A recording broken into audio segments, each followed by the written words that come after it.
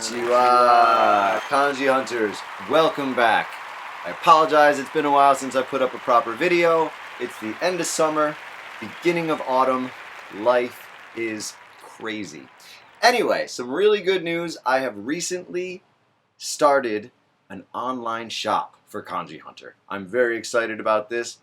On this shop, not only can you get super cool t-shirts and super cool tote bags for all your manga and Japanese comic books, but you can actually get real deal Japanese reading material, contemporary manga, translated materials, and collectible things. My site is different because a lot of it you cannot find on Amazon. Some of it, yes, you can. The contemporary manga, possibly you can find on Amazon.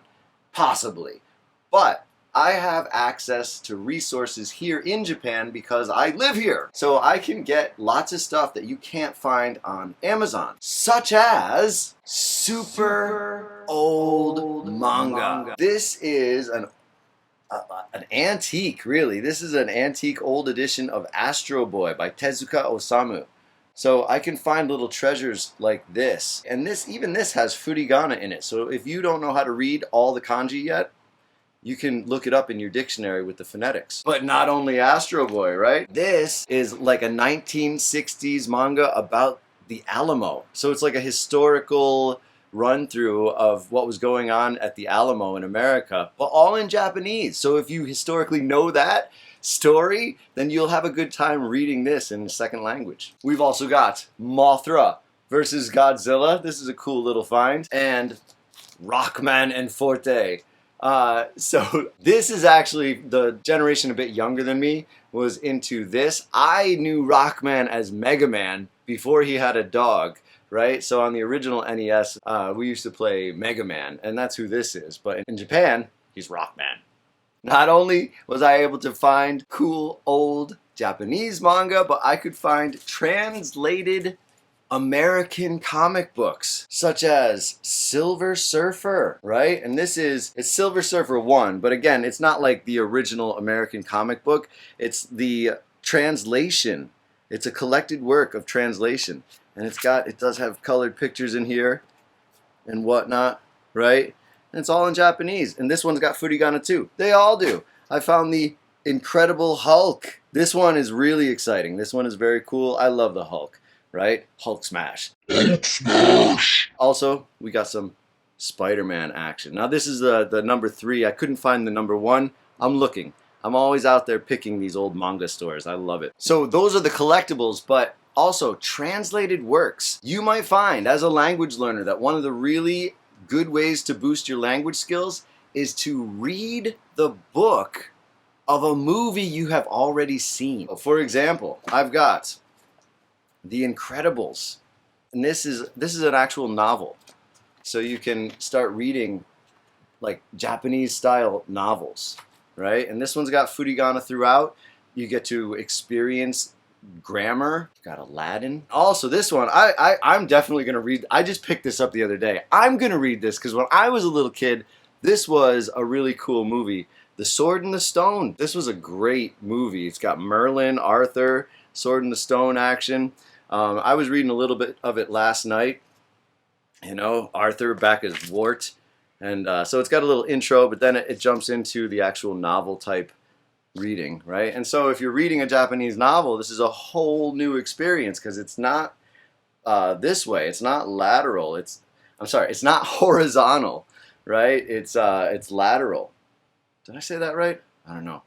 But anyway, Japanese writing goes from right to left, and it goes from up to down. So you get to train your mind to read in a new way. I think it's really cool. Highly recommend it. So yeah, collectible old manga, translated works, and also I'm picking up more contemporary stuff. And I'm trying to get the first episode or first volume of as many of these manga as I can, because I think, you know, a lot of people like to start at the beginning. But Masked Rider, My Hero Academia, Kimetsu no Yaiba. And maybe, possibly, if you search, you can find these things on Amazon. But again, this is the actual Japanese written stuff, the Japanese language stuff. You may have trouble finding that on Amazon. I don't know. But if you are looking for a specific title, if you're looking for something that you can't find on Amazon, you can call me or text me or send me a message. I will see if I can go out and find it at one of the used bookstores that I frequent. So give me a text and tell me what you're looking for. I might be able to locate it. This last thing that I just found the other day, actually it's not the last thing, but this, which I just found the other day, this is great. This is a full color. Everything in here is color. Everything's got furigana, and this is Yurei Shinde Gensho. And it's a big book of all the ghost and psychic phenomenon reported to have happened here in Japan. So this is a bit of a treasure here. And it's also got a really cool, here it is, it's got a map. It's got a map, and it tells you on each page, the stories on each page, where they come from in Japan. So if you're a ghost hunter, you need this. Come to Japan looking for ghosts and other spooky stuff, this is your Bible. I'm telling you, you need this. And last but certainly not least, as I'm going around and picking through used bookstores and other things like that, I'm starting to find some treasures. So what I found the other day, this is a scroll. This is a Japanese scroll. It says on it there, Takayama Hachimansai Emaki. So Takayama is a city to the north of Nagoya, and Takayama is kind of known as Little Kyoto because it's a really cool village that wasn't touched by the war, so there was no reconstruction if you go up there. It's very old houses, and also some really cool cultural stuff. You open this scroll up, and you're presented with Japanese writing, some cool pictures, and as we keep going, it's a really long scroll. I'm not going to undo the whole thing, but we get to these. These are Japanese festival floats. Right? And up in Takayama, they have these big garages, like these big sheds that they store these things in, and they take them out for certain festivals. So this will eventually be up in the Kanji Hunter online shop. I haven't uploaded it yet, but you can expect it up there in, I don't know, in a week or so, or a few days. We'll see. We'll see how things go.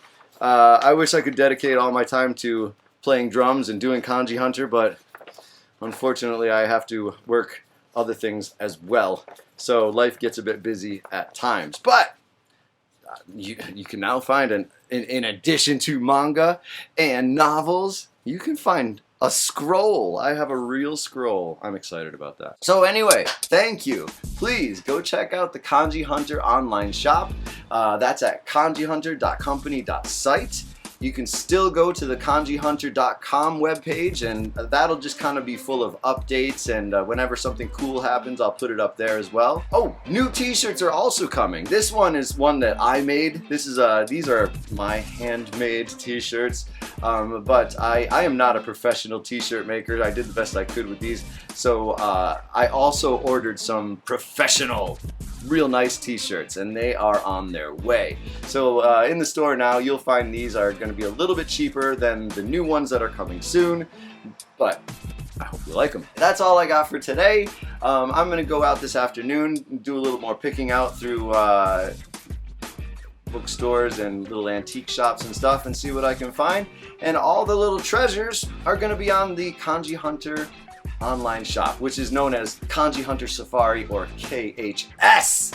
So yeah, check out the site, and I hope you enjoy it. If you know anyone that's into learning Japanese, unique gifts, or just anything related to Japan, please share this video, share my web pages, and yeah, welcome. Yokoso! Thank you very much, and I will be back with more later. Money.